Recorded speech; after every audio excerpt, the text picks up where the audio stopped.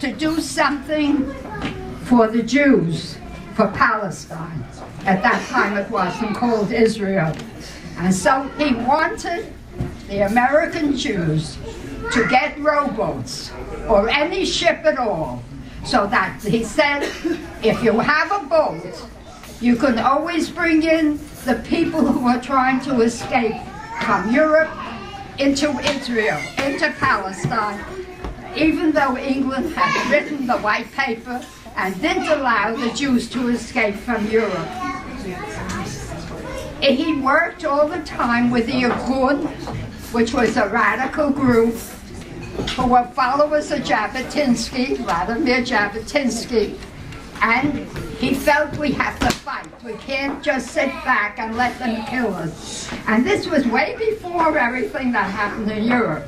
But he knew, because in 1915, his family were refugees from Palestine because the Turks threw all the foreigners out of Palestine during the First World War.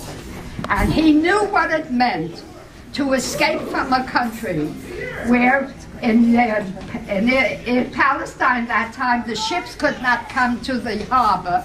They would stay out in the water and the rowboat would take you to the ship.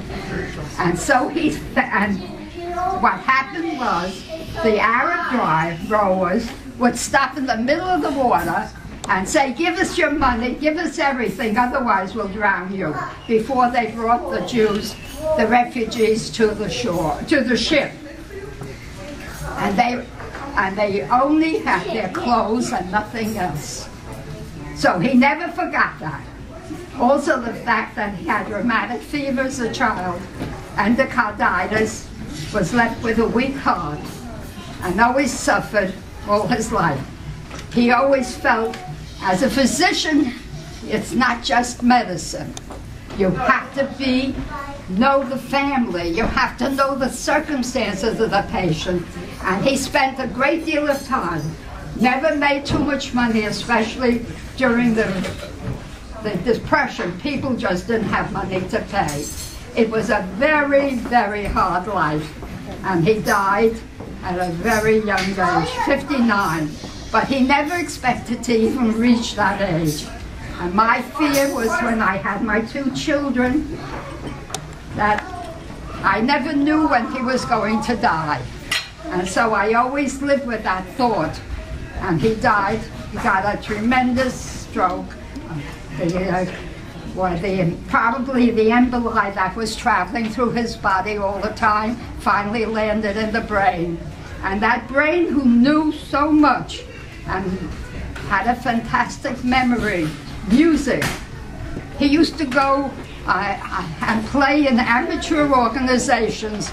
The only time I saw him relax is when we were at the opera or the concert. He would sit with his head down and just listen. There's so much I can say. I lived 100 years. I went through quite a few periods of different stages in civilization. And I do love history. I feel history is very important. If you don't know the past, you don't know the future, you don't know the present. And I keep saying that to everyone. Also, I fear I'm very disappointed today. I'm giving a speech.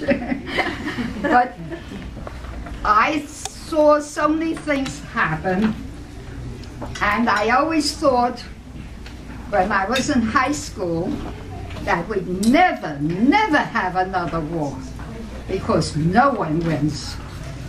And then Hitler came. That's why I haven't got a 3rd child. I was going to have 3, but I wasn't going to have another Jewish child. And it was such a disappointment. And my husband worked with a group. He always forms, well, there I go again. In the 1930s, he